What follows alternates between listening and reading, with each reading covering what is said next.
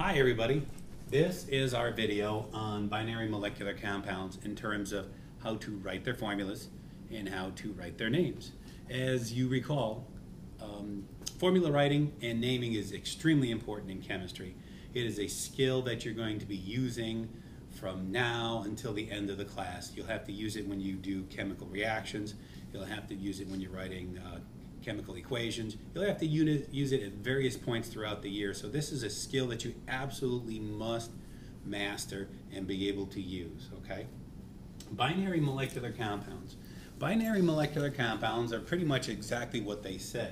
They are compounds which are binary, which means they consist of two elements, and they are molecular, which means they consist of molecules. And of course, you know compounds are any substance which consists of two or more atoms that are chemically combined.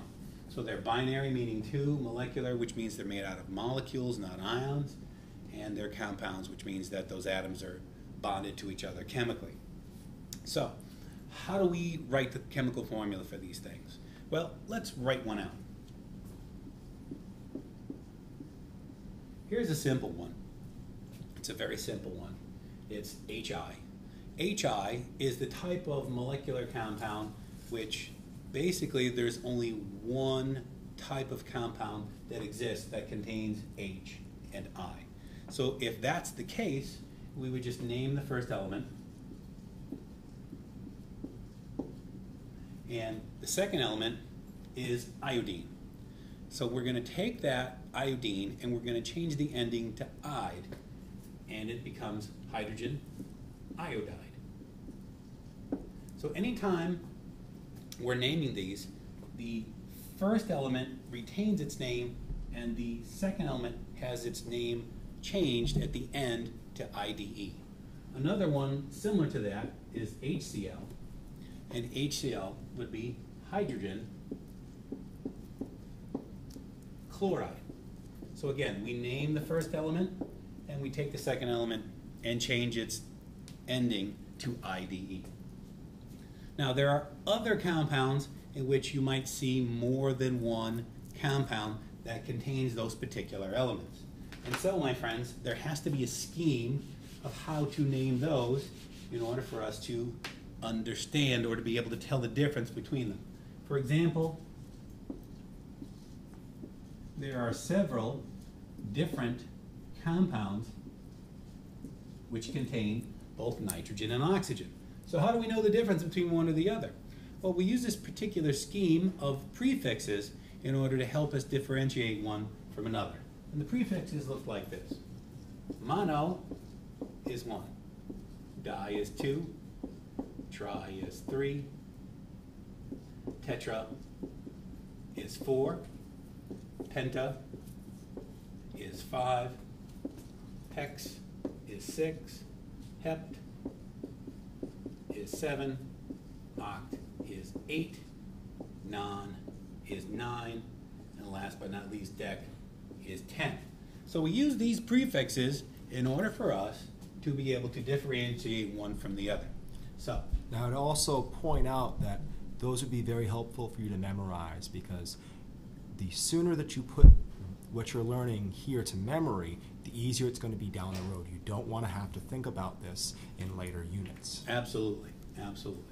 So if we wanted to name this particular compound, we see that we have nitrogen and that there are two of them. So like we were talking about before, for the other compounds where there is only one type of that compound that contains like H and I and H and Cl, we keep the name of the first element.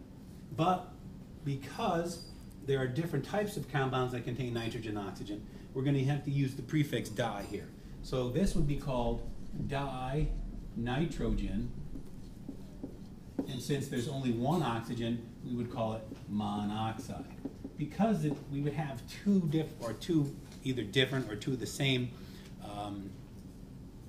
excuse me?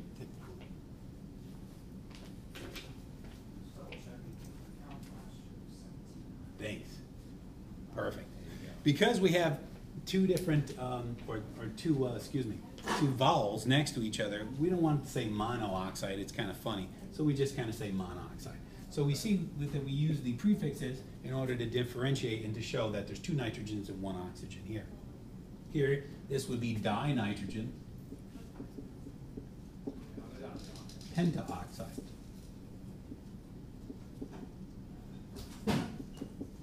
Okay, and often, you know, you can go either way with using the A and the O together. So there's your pent and there's your di, showing the prefixes. Okay. Last but not least, this one right here. Because there's only one N, we generally don't use the mono for the first element. If the first element in the compound, we generally don't use the mono prefix. So we would just call this nitrogen dioxide. So once again, in the first element that you see, if there is just one of them, there is no need to put a prefix. So you don't need to say mononitrogen dioxide. You can just say nitrogen dioxide. And there you go. So it's not really a complicated thing, but it's something that you need to practice. So if we wanted to do the reverse, if we wanted to take the name and write the formula, it's actually easier. And all you have to do is, once that the formula is written, look at it and say, well, what is this element? Well, it's sulfur. Since there's only one of them, it doesn't need a prefix. It's the first element, only one, doesn't need a prefix. We see that there's 3 next to the O, so that makes it tri. And since it's oxygen, ox. And remember, we changed the ending to IDE for the second element.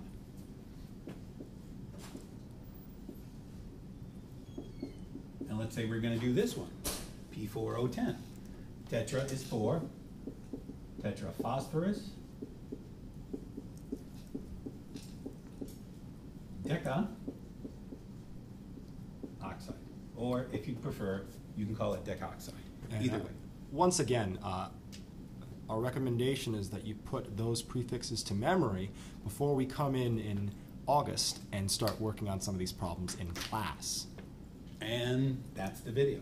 So hopefully this is helpful. If you have any questions, certainly feel free to refer back to your textbook over the summer, or if you have other questions, you can talk to either me or Mr. Walsh during school year. So we'll see you in August.